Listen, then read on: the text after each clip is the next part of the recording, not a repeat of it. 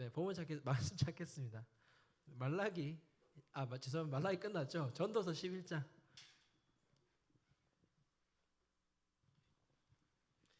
네, 시편, 잠언, 그 다음에 전도서 있습니다.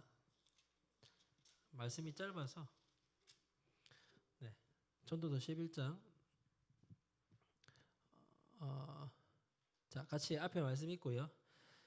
없으신 분들 이거 보시고요. 주워 보시거나 이거 뭐 외워도 할 수 있을 것 같은데 잘 보이시죠? 성경 있으신 분들 성경으로 보시는 게 제일 좋습니다. 몇 군데 찾아봐야 돼서요. 찾은 말씀 짧습니다. 네, 같이 읽겠습니다. 준비 시작. 너는 내 떡을 물 위에 던져라. 여러 날 후에 도로 찾으리라. 한 번 더 앞에만 보시고 읽도록 하겠습니다. 준비 전도 11장 1절입니다. 시작. 너는 내 떡을 물 위에 던져라. 여러 날 후에 도로 찾으리라. 아멘. 여러분들과 이제 11월 한 달 동안 크리스찬 라이프 스타일이란 제목으로 함께 이제 하나님의 말씀을 나누려고 합니다. 우리 모두에게는 삶의 스타일이 있습니다. 라이프 스타일이 있죠. 우리 성경태 선생님의 라이프 스타일이 있고 또 우리 주영의 라이프 스타일이 있습니다. 조금 전에도 교회 왔더니 운동을 시작하려는 한 친구가 제가 어떻게 운동을 하는지 그 운동 라이프 스타일이 궁금하다고 해서 자세하게 알려줬습니다. 모두에게 라이프 스타일이 있잖아요. 성경에 보면 하나님께서 이집트에서 당신의 애굽이라 불렀죠. 이집트에서 그 노예 생활을 하고 있던 아브라함의 자손들을 탈출시켜서 자유민이 되게 하시는 과정에서 이 하나님의 백성으로 만드시는 작업을 하는 가운데 시내산이라는 산에서 모세에게 나타나셔서 우리가 잘 알고 있는 십계명의 규례와 규범과 일종의 법, 규칙을 주십니다. 여러분 잘 알겠지만 대충의 내용을 아시겠지만 뭐 살인하지 말라, 도둑질하지 말라 이런 이야기들이 있습니다. 근데 당시에 이 법을 지킨다는 것은 굉장히 독특하고 특별한 것이었습니다. 그 당시에 중동의 고대 문화 속에서 살인은 죄로 여겨지지 않았습니다. 복수의 대상이었을 뿐이고 죄의 대상이 되지 않았습니다. 부모를 공경하라고 말씀이 나오지만 5계명에 나오죠. 부모님을 공경해야 된다. 부모님을 공경해야 네가 복을 받는다. 이렇게 기준을 제시해 주시지만 당시 중동의 고대 지방은 그렇지 않았습니다. 부모와 자식 관계라는 것이 우리가 알고 있는 것처럼 당연히 부모는 자식을 사랑해야 되고 자식은 당연히 뭐 해야 되고 부모를 공경해야 되는 관계가 아니었어요. 그러니까 심지어 이런 일도 벌어지죠. 인신제사. 인신제사는 이상한 사람을 잡아와서 이웃을 잡아와서 신에게 바치는 제사가 아니라 자기 자식을 잡아 죽이는 제사였어요. 대부분. 그러니까 이 당시에 중동 지방의 고대 지방에 있던 이 사람들은 그런 십계명의 말씀과는 다른 라이프 스타일의 삶을 살고 있었던 거예요. 물론 그것이 죄와 연결된 것들이었죠. 근데 하나님께서는 그와 같이 같은 문화권에 살고 있던 하나님의 백성들을 자유민으로 만드신 다음에 이 크리스찬들, 하나님의 백성들만이 살아갈 수 있는 라이프 스타일을 허락해 주셨던 거예요. 그래서 그 규범과 규례를 디테일하게 기록해 놓은 것이 여러분이 창세기, 출애굽기 다음에 만나는 레위기, 민수기, 신명기의 말씀이에요. 하나님의 백성은 이렇게 거룩함을 지켜라. 하나님의 백성들은 이렇게 살아라. 이런 라이프 스타일로 살아가야 된다라고 하신 것이 하나님의 말씀의 내용들이었던 거죠. 지금 우리가 살고 있는 지금의 시대도 마찬가지입니다. 크리스찬들은 크리스찬으로서의 라이프 스타일이 있어야 돼요. 하나님의 백성다운 라이프 스타일. 물론 믿지 않는 사람과의 교집합이 있습니다. 믿는 사람이나 안 믿는 사람들이나 똑같은 라이프 스타일이 존재합니다. 나라 간의 라이프 스타일도 있죠. 한국 사람의 라이프 스타일이 있습니다. 그리고 거기에 우리들은 세상과는 좀 다른, 세상에서는 보기 힘든 크리스찬으로 살아가는, 그리스도인으로 예수님을 믿는 사람으로 살아가는 우리에게 주어진 하나님이 요구하시는 삶의 스타일이 있다는 거예요. 이 스타일이 뭘까에 대한 이야기들을 5주간 여러분들과 나누게 되는데 모아보니 이런 주제들입니다. 5가지 주제를 가지고 함께 여러분들과 이제 얘기를 나누어 갈 텐데요. 오늘은 그 첫 번째 시간으로 이복에 나누게라는 제목으로 하나님 말씀을 함께 나누겠습니다. 나눔이란 주제입니다. 나누자는 얘기죠. 여러분이 중학교 죄송한데 중학교 요즘에 윤리라고 불러요? 도덕이라고 불러요? 중학생? 도덕의 윤리예요? 도덕? 네, 도덕이에요. 도덕. 도덕 시간에 여러분 혹시 인간의 최고 목적을 네 글자로 뭐라고 배웁니까? 방금 누가 얘기했어요? 상 줘야 되는데 맞죠? 고등학생인데 맞죠? 자아실현이라고 배웁니다. 자아실현이 뭘까요? 내가 스스로 정한 행복의 가치가 있고 내 자신을 스스로 발견해가는 과정인 거예요. 내가 이게 행복에 말한 그 행복을 추구하고 찾아가서 그 행복을 이루면 자아실현이야. 내 가치가 내 소중함은 내 안에 있어. 내 안에 있는 소중한 걸 내가 발견하고 내 목적을 내가 발견하고 내 행복을 내가 발견해서 그 길로 열심히 달려가서 성취하면 자아실현. 그러니까 인간의 목적이 뭐라는 거예요? 내가 뭐가 되는 거? 죄송해요. 내가 되는 게 인간 교육의 목적이에요. 일반 교육의 목적이라고. 내가 되는 거야. 나를 향하는 거지. 모든 관심과 모든 목적과 모든 중심이 누굴 향한다고? 나 자신을 향한다고. 남을 돕는 이유도 뭐야? 내가 만족하기 위해서. 내가 즐겁기 위해서인 거지. 목적을 이루고 꿈을 꿔야 되는 이유가 뭐야? 내가 즐겁기 위해서인 거지. 그렇게 우리는 배워요. 학교에서. 일반 교육 시간에 그렇게 배웁니다. 그런데 성경은 그렇게 얘기하지 않습니다. 하나님의 백성들에게 하나님께서는 말씀을 주시며 그와 같은 자아실현의 삶을 살라고 말씀하시지 않습니다. 한번 말씀을 살펴보겠습니다. 오늘 우리가 읽은 전도서 11장 1절의 말씀이었고요. 좀 다시 한번 살펴보겠습니다. 먼저 구약에 아까 전에 언급했던 출애굽한 하나님의 백성이 주셨던 규례의 내용에 보면 이런 말씀이 있습니다. 신명기 15장 10절에서 11절까지 말씀인데요. 같이 한번 제가 10절 말씀만 먼저 같이 읽어보겠습니다. 같이 시작. 너는 반드시 같이 읽을게요. 시작. 너는 반드시 그에게 줄 것이요 줄 때에는 아끼는 마음을 품지 말 것이니라. 이로 말미암아 내 하나님 여호와께서 내가 하는 모든 일과 내 손이 닿는 모든 일에 내게 복을 주시리라. 이 말씀이 무슨 말씀이냐면요. 앞에 이 누구에게 주라 그가 누구냐면 가난한 형제, 가난한 이웃에게 대한 말씀이에요. 네가 살아가다가 네 주변에서 가난한 형제, 돈이 없고 불쌍한 사람 만나면 어떻게 하라고요? 주래요. 그들에게 베풀어 주래요. 어떻게 베풀어 주래요? 아끼는 마음을 품지 말고 내 걸 아끼는 마음, 나를 위하는 마음을 품지 말고 그 사람에게 베풀어 주라는 거예요. 하나님 말씀이에요. 성경에 기록된 최초의 복지의 개념입니다. 복지의 개념. 자, 11절 볼까요? 같이 읽어보겠습니다. 시작. 땅에는 언제든지 가난한 자가 그치지 아니하겠으므로 내가 내게 명령하여 이르노니 너는 반드시 내 땅 안에 내 형제 중 곤란한 자와 궁핍한 자에게 내 손을 펼치니라. 말씀 안 어렵죠? 이 땅에 반드시 하나님 말씀에 이 땅에 반드시 누가 있대요? 가난한 사람이 존재할 수밖에 없대요. 불쌍한 사람이, 곤란한 사람이, 궁핍한 사람이 존재할 수밖에 없대요. 근데 그러면 그런 일들을 보면 어떻게 하라는 거예요? 너희들이 도와라. 하나님의 백성인 너희들이 그들을 도와라는 거예요. 하나님 왜 이 땅에 가난한 자들이 있습니까? 하나님 왜 이 땅에 궁핍한 자들이 있습니까? 하나님이 능력이 없어 그러신 거예요? 아니요. 하나님이 이 땅에 가난한 것을 해결하는 방법으로 하나님의 백성들이 나누라고 말씀하신 거예요. 하나님의 대안인 거죠. 하나님의 백성이 하나님이 자신 것을 나누고 흘려보내고 베푸는 것. 그것을 통해 이 땅의 가난한 자들을 위하고 낮아진 그들을 높여주고 높아진 것들은 베풀어서 형평성을 맞추는 세상, 정의와 공의가 실현된 세상을 하나님이 그 하나님의 백성들을 통해 이루어지기를 바랬다는 거예요. 구약에 있는 말씀이에요. 구약뿐만 아니라 성경에 보면 지혜의 말씀이란 게 있어요.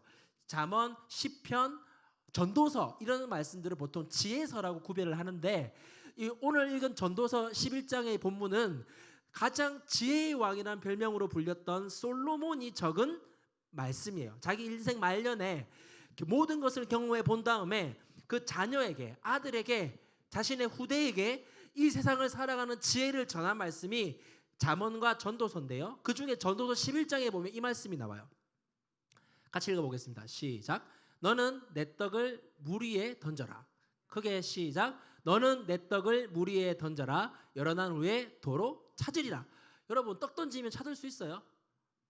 물건을 내 거를 던지면 내 거를 버리면 그게 어떻게 된다고? 여러 날 뒤에 돌아온다는 말인데 액면가만 놓고 들으면 잘 이해가 안 될 텐데 이게 무엇을 의미하는 거냐면 네가 가난한 자들에게 없는 자들에게 베푸는 게 돌아옵니까? 후원한 돈이 돌아와요? 돌아오지 않죠? 그런데 이 솔로몬이 인생을 살아보니까 가난한 자들, 없는 자들을 내가 도우니까 그 도움이 언젠가는 다시 나에게 뭐하더라? 리턴하더라. 누군가를 도왔더니 그 도움이 다시 나에게로 리턴하더라. 그래서 성경에 보면 하나님이 뭐라냐면 내가 사랑하는 그들을 향해 가난한 자들을 도우면 내가 너를 돕겠다. 하나님 이렇게 말씀하세요. 네가 그들을 도우면 내가 너를 돕겠다. 이게 하나님의 말씀이거든요. 이게 지혜라고 말씀하신 거예요. 그럼 신약에 와서 우리가 믿는 예수님 뭐라고 하셨을까? 땡땡하고 그리하면 너에게 줄 것이다. 곧 후이되어 누르고 흔들어 넘치도록 하며 너에게 안겨주리라. 너희가 헤아리는 그 헤아림으로 너희도 헤아림을 도로 받을 것이니라. 앞에 들어가는 가로된 말 두 글자가 뭘까요? 별로 안 어렵습니다. 뭐죠? 주라. 주래요. 주면 내가 너희에게 후이되어 누르고 흔들어 넘치도록 준다는 거예요. 나누면 베풀면 희생하고 헌신하면 내가 너희들에게 부어주리라. 하나님 그렇게까지 말씀하시면서 우리에게 하나님의 백성들의 삶에 나누라고 말씀하신 거예요. 여러분 우리나라의 복지 중에서 우리나라의 여러 어떤 우리들이 누리고 있는 복지 제도 중에서 제일 탁월한 게 하나 있습니다. 전 세계에서 거의 우리나라만 하고 있는 게 있어요. 미국도 못했어요. 이걸 비슷하게 한 게 미국에서 했던 게 오바마 케어라는 게 있었습니다. 이것도 못 따라갑니다. 우리나라가 제일 잘한 게 있어요. 그게 뭐게요? 의료보험 제도 만든 거. 맞아요. 우리 시 회장님 대단하십니다. 관련 영상을 요 앞에 있는 우리 성경택 선생님이 속해 있는 CN에서 만든 영상이 있는데 성경택 선생님이 있는 CN이라는 우리 교회 집사님들이 모여 만든 회사가 있습니다. 그 회사에서 만든 영상인데요. 이 복지 제도를 만든 분에 관한 영상입니다. 기독교인이죠. 여러분 잘 알고 있는 지역입니다. 부산 얘기인데요. 같이 한번 보도록 하겠습니다.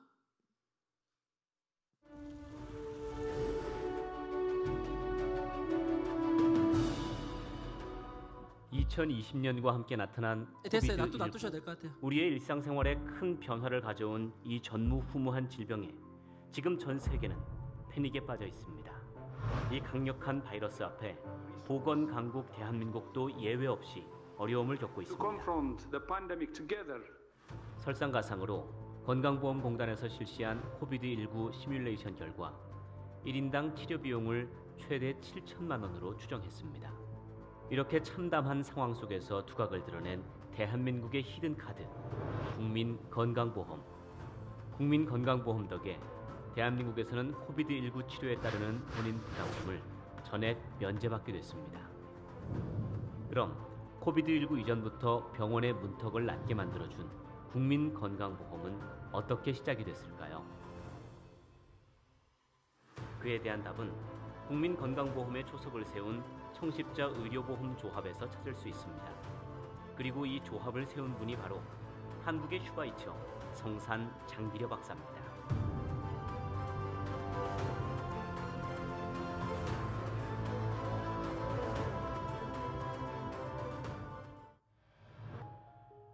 (1911년 8월 14일) 평안북도 용천에서 태어난 장기려 박사는 어릴 때부터 의사의 꿈을 키웠고 결국 가난하고 헐벗은 불쌍한 환자들을 위한 의사가 되겠다고 다짐하며 경성의학전문학교에 입학했습니다.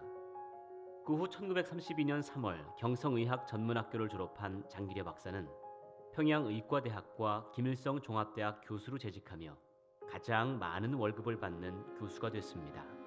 하지만 장기려 박사는 그 많은 돈을 전부 가난한 사람들에게 쓰는 바보 의사였고 아내 김봉숙도 이런 장기려 박사의 뜻을 따라 자신이 할 수 있었던 삭바느질로 장기려 박사를 내조했습니다.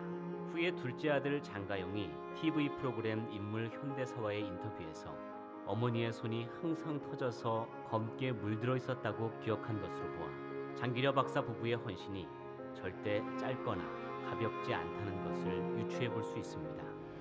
이런 아름다운 헌신도 6.25 전쟁의 발발로 멈추게 됐습니다. 전쟁 중에 장기려 박사는 철수하던 군인의 손에 이끌려 둘째 아들과 함께 월남하게 됐습니다. 월남 중이던 장기려 박사는 피난민들 속에서 아내와 딸을 봤지만 응급 차량 속 환자들의 상태가 워낙 위급해 멈추지 못하고 남으로 향했습니다. 이 순간이 마지막이 될 수도 있다는 것을 그때 장기려 박사는 미처 알지 못했습니다. 당시 부산은 전국에서 몰려오는 피난민들로 인산인해를 이뤘습니다. 전쟁으로 인해 먹을 것이 부족했고 많은 피난민들이 영양실조로 고통받았습니다. 그리고 당시 피난민들은 너무나 가난했기에 병이 들어도 어떠한 치료도 받지 못했습니다. 이를 두고만 볼 수 없었던 장기려 박사는 미군에게 천막 3개를 지원받아 제3영도교회 창고에 복음진료소를 설립합니다. 1951년 6월 21일 복음진료소를 설립한 장기려 박사는 미군으로부터 매일 50명분의 의료 물품을 지원받아 무료 진료를 시작했지만 실제로는 200여 명에 가까운 환자들이 몰려와서 천막 속의 작은 기적은 설립 후 5년 만에 한계에 부딪히게 됩니다. 이 소식을 들은 부산의 지역교회와 선교사들이 병원을 살리기 위해 노력했고 그 노력의 결실들로 1957년 5월 28일 부산 서구 암남동에 복음병원을 신축 이전합니다. 생명을 무엇보다 중시하던 장기려 박사는 신축된 복음병원에서 예전부터 해오던 간에 대한 연구를 이어갑니다. 1943년 당시에는 수술할 수 없다고 알려진 간암 설상 절제 수술을 국내 최초로 성공시킨 경험을 바탕으로 1959년 대량 간 절제술을 또 한 번 성공시켜 대한민국을 간 이식대국의 반열에 올려놓습니다. 신축된 복음병원에서도 영양실조 환자들에게 주어진 선의의 처방, 닭 2마리를 살 수 있는 돈을 내어주시오. 이 처방은 장기려 박사가 여전히 환자밖에 모르던 바보 의사였음을 알게 합니다. 이렇게 장기려 박사는 물심양면으로 환자들을 돌봤지만 병원의 문턱은 크게 낮아지지 않았습니다. 그리고 아직도 치료를 위해 사채까지 쓰는 서민들이 여전히 많았습니다. 자신의 노력에도 상황이 크게 개선되지 않자 장기려 박사는 대한민국 의료 체계의 근본적 해결을 고민했고 1968년 동료들과 함께 한국 최초의 자영자 의료보험조합인 청십자 의료보험조합을 발족합니다. 출발은 순탄하지 않았습니다. 당시 조합의 월 회비는 60원, 그때 담뱃값이 100원이었던 걸 감안하면 매우 적은 비용입니다. 물론 이렇게 값싼 월 회비를 받아서 청십자 의료보험조합의 적자를 면할 수는 없었지만 다행스럽게도 복음병원의 원조를 받아 조합의 운영을 이어갈 수 있었습니다. 어려운 상황 속에서도 오직 환자만 생각하는 우직한 바보 의사 장기려 박사의 뚝심이 통한 걸까요? 조합이 발족된 지 6년이 지나는 시점에 이르러서는 드디어 적자를 면하게 됩니다. 그리고 더 나아가 국가의 지원을 받게 되면서 1977년 직장인과 공무원 그리고 교직원에게도 의료보험의 적용이 확장됐습니다. 1988년 의료보험의 대상이 농어촌까지 늘어났고 이듬해인 1989년 7월 1일 드디어 전 국민 의료보험 시대가 열리게 됩니다. 청십자 의료보험조합은 모든 자료와 가입자를 정부에 위탁하고 조합의 주요 운영진들이 건강보험공단에 참여하면서 정부의 의료보험이 정착할 수 있도록 도와주었습니다. 전 국민 의료보험 시대가 열렸음에도 불구하고 실직자와 독거노인들은 의료보험 비용을 낼 수 없었습니다. 이들을 위해 장기려 박사는 다시 청십자 사회복지회를 창설합니다. 이렇게 의료보험의 빛을 볼 수 없던 사람들을 위해 발벗고 나선 장기려 박사는 1979년 아시아의 노벨상으로 불리는 막사 이사이상의 사회봉사부문상을 수상하게 됩니다. 이때 장기려 박사는 의사가 걸어야 할 당연한 길을 걸어온 것뿐인데 상을 준다니 부끄러움이 앞섭니다. 라는 겸손한 소감을 남기며 상금 전액을 가난한 환자들을 위해 사용합니다. 이렇게 평생 남을 위해 살아온 바보 의사 장기려는 1995년 12월 25일 그리워하던 가족들을 묘비에서나마 만나게 됩니다.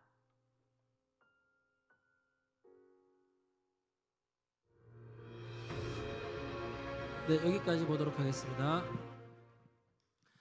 네, 방금 봤던 우리 장기려 박사님 다시 PPT 놔두시면 되겠습니다. 네, 방금 봤던 장기래 박사님도 크리스찬 기독교인입니다. 기독교적 가치를 가지고 나눔의 삶을 실천하다 보니 어느 순간 의료보험이라는 제도가 필요한 것을 이제 깨닫고 하기 시작했고, 그것이 지금 우리가 누리고 있는 건강의료보험의 시초가 된 것이죠.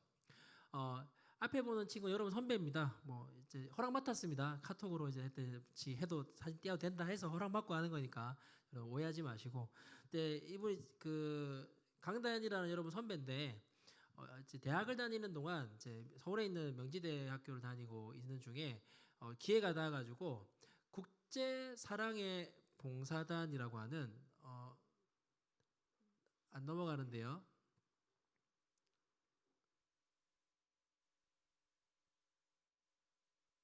네, 넘겨진 거죠. 네, 제가 할게요. 예, 국제 사랑의 봉사단이라고 하는 그곳에 이제 그 면접을 보게 됐어요. 휴학하고 한 1년이나 2년 정도 이제 NGO 단체 활동가로 저먼 이제 이국 땅에 가서 봉사하고 돌아오는 그 기회들이 있었는데 굉장히 경쟁률이 높았어요. 근데 이걸 하기 전에 먼저 고등학교 생활하는 동안에 분포고등학교를 나왔는데 교회에서 읽었던 책들입니다. CIS 때 읽었던 책들이죠. 저 책들을 뭐 생기부에 기재하고 또 자소서 쓸 때도 그 내용들이 기재가 됐었고, 당시에도 그렇고 지금도 우리가 하고 있는데 여러분의 구제연금을 가지고 기아대책을 통해서 지금 기아대책 그 돕는 것이 밀려 있습니다. 여러분 구제연금 안 내셔가지고 밀려 있는데 이 5년 동안, 지금은 한 10년 가까이 됐죠. 5년 동안 기아대책이라는 단체를 통해서 파이사 4개수 하일로나 아이를 돕고 있었어요. 당시에 자소서 내용입니다. 근데 갑자기 그 당시에 내전 문제 때문에 그 아이를 못 돕게 돼버렸어요. 기아대책 지부가 그날 에티오피아에서 철수해버린 거죠. 그래서 못 돕게 되고 나서 그 과정들을 막 설명을 했고, 이런 거 가지고 종합전형을 써서 대학을 갔어요.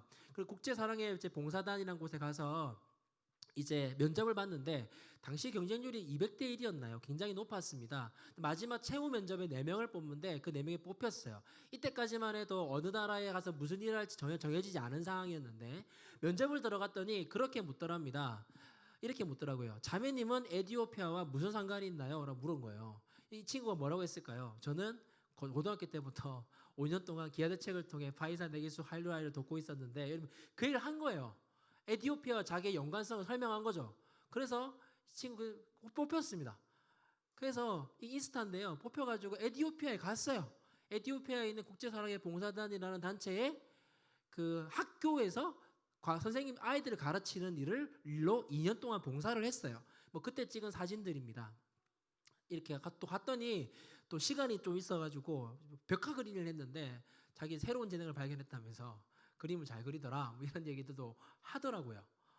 여러분, 그리고 그 벽화들이고요.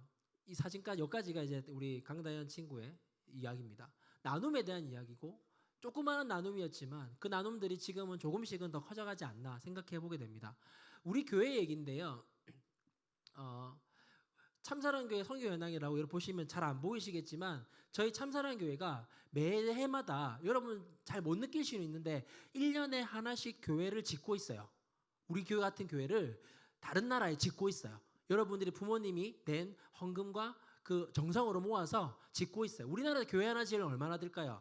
적게는 수억에서 많게는 수십억이 들 거예요. 그런데 여러분 우리나라가 아니라 캄보디아라든지 이런 몽골 같은 곳에는 교회 하나를 짓는데 1,000만 원, 2,000만 원, 3,000만 원, 억 이하로도 충분히 지을 수가 있어요. 그곳에 이 일들을 지금 매년마다 하나씩 짓고 있는 중에 있어요. 좀 땡겨보면 여기 잘 안 보이시겠지만 왼쪽 끝에 파송 선교라고 해서 우리 교회에서 파송한 선교사님들이 활동하고 있는 지역과 나와 있고요. 파키스탄 이런 곳입니다.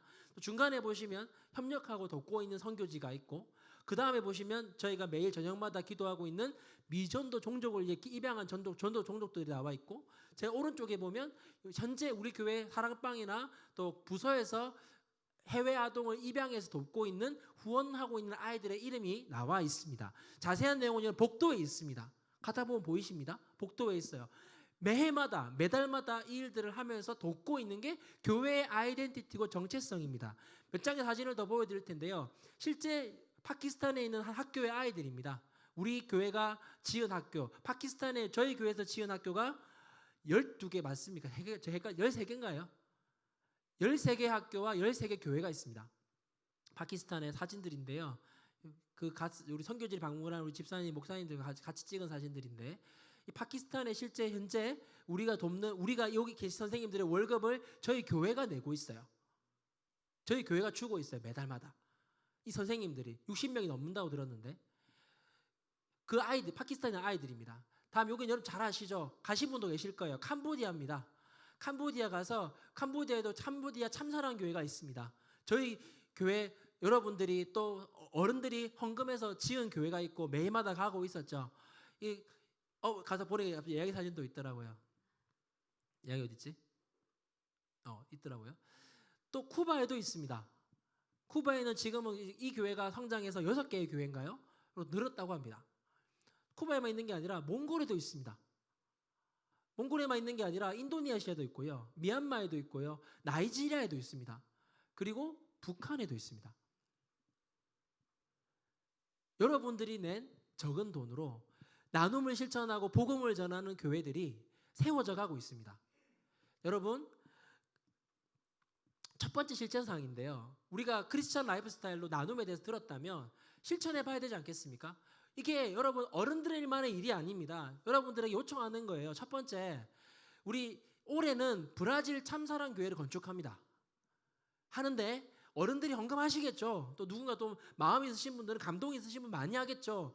그런데 우리가 여러분들 한 명 한 명이 이거 캡틴의 이름으로 하는 게 아니에요. 여러분 각자의 이름으로 하는 거예요. 그래서 딱 한 번만 헌금을 하겠습니다.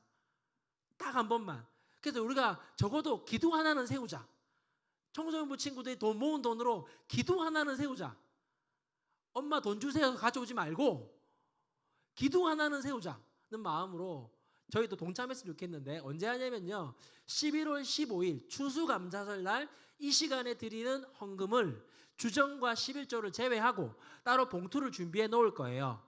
브라질 참사랑교회 건축헌금 봉투가 있을 건데 거기에 여러분이 하고 싶은 금액이 100원이든 1000원이든 만원 상관없습니다. 나눈다는 마음으로 여러분 하나의 교회가 세워지면 거기서 앞으로 얼마나 많은 사람들이 그것을 통해 구원을 받고 그것을 통해 나눔을 실천하게 될지 상상하며 적은 돈이지만 여러분 나눔에 동참해 주십시오. 적고 느껴지지 않을지 모르지만 그 적은 헌신이 열매가 될 거라고 믿습니다. 두 번째 실천사항인데요. 뭐냐면 이 박스예요. 나눔 박스라는 건데요. 우리가 지금 현재 어디가 가서 봉사하는 거 참 어렵잖아요. 얼굴 맞대고 하는 것도 참 어려운 시대인데 언택트 나눔이라고 해서요. 여러분 이제 박스가 있어요. 제가 준비했는데 보시면 이런 박스가 있습니다. 여러분이 오늘 주보에 끼어있는 신청서에다가 만약에 이름을 써서 신청을 하시면 이 박스가 제가 아니라 이걸 만들어낸 본부가 있고 선교단체가 있거든요. NGO 단체가 있는데 죄송합니다. NGO 단체에서 이 박스를 여러분의 이름으로 보내줘요. 다음 주 주일 11월 8일 날 오늘 신청을 하면 그럼 어떻게 하면 되냐면 여러분이 박스를 가지고 11월 15일까지 가져가셔서 박스에 내용물을 채워서 가져오시면 됩니다. 가져오시면 그걸 보내서 뭐로 주냐면 12월 25일 날 탄자니아에 있는 아이들에게 크리스마스 선물로 전달이 됩니다. 여러분 이거 물어보니까요. 만드신 분한테 박스 채우는데 여러분 샘플이 하나 있습니다. 저기 효성 선생님 계시죠? 나갔다 한번 보세요. 샘플 하나 갖다 놨는데 안에 보시면 다 해봐야 2만 원도 안 됩니다. 쓰던 물건이지만 깨끗한 거 넣으셔도 상관없습니다. 그럼 돈이 안 들겠죠 아예. 여러분 다이소 가면 저거 채우는데 10,000원이면 됩니다. 솔직히 우리는 다이소 물건이지만 그들은 아닐 거예요. 관련 영상이 있는데 같이 한번 잠깐 보도록 하겠습니다. 영상이 하나 있을 건데요. 넘어가 버렸습니다. 틀어주시겠어요? 네, 틀어주시겠어요? 영상 좀 틀어주시겠습니까? 넘어가 버렸는데 지금 관련 영상이 하나 있거든요. 영상을 보고 우리 잠깐만 만지지 마시면 제가 넘어간 것 같아요. 영상이 틀렸나요? 틀어주시겠어요? 그 보시면 영어로 시작하는 영상을 깔아놨어요. 따로 틀어주셔도 됩니다. 네, 틀어주세요. 볼륨 주시고요.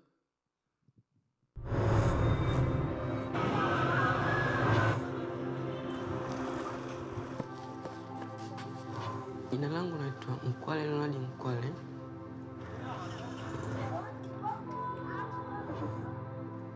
Wazazi wangu walikuwa wana pesa mpaka ikapelekea ana hela kununulia mimi viatu.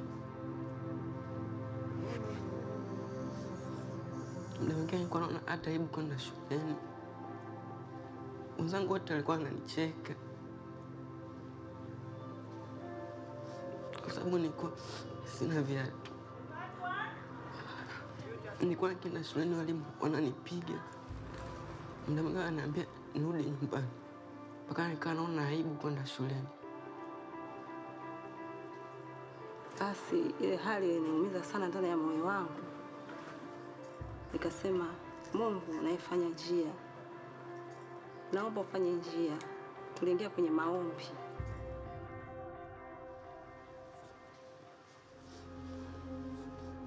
Mungu akawa anazidi kunitia moyo kwamba tuendelee kuomba, Mungu atatenda.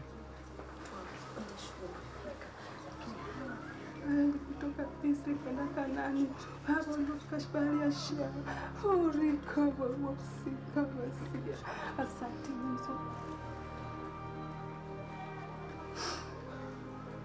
Kwa sababu alikuwa ni muda mrefu nikiwa naambia sipata hela, nikawa navunjika moyo. Ndipo shetani akaniletea mawazo mbalimbali mabaya. Sometimes kwa mawazo anakuja niende labda nikaombe mtaani au nikaibe sehemu fulani. Nilipokuwa nikienda kanisani, nilikuwa naenda tu kwa vitu mamangu anaenda, lakini nilikuwa sina moyo wa kwenda kanisani.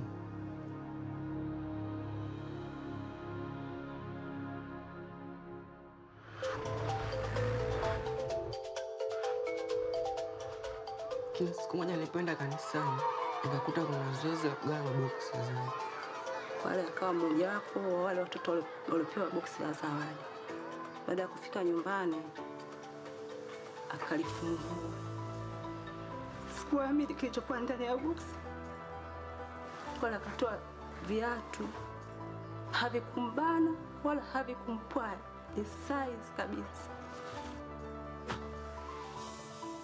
Nilipofungua ile boksi la zawadi, nilipata furaha sana. Nikakumbuka kwa mamangu alikuwa ananiambia nisikate tamaa, nipate subira, Mungu atanisaidia. Na kupitia kupata vile viatu, nikaweza kupata moyo wa kwenda kanisani. Kwa moyo wangu kwa Mungu sasa hivi, kama nikiwa nipo nyumbani sina kazi, kwa hiyo nikaa na imani kwamba na mimi japokuwa nilitenda dhambi, ninaweza kwenda kwa Mungu na kumwomba anisamehe dhambi zangu.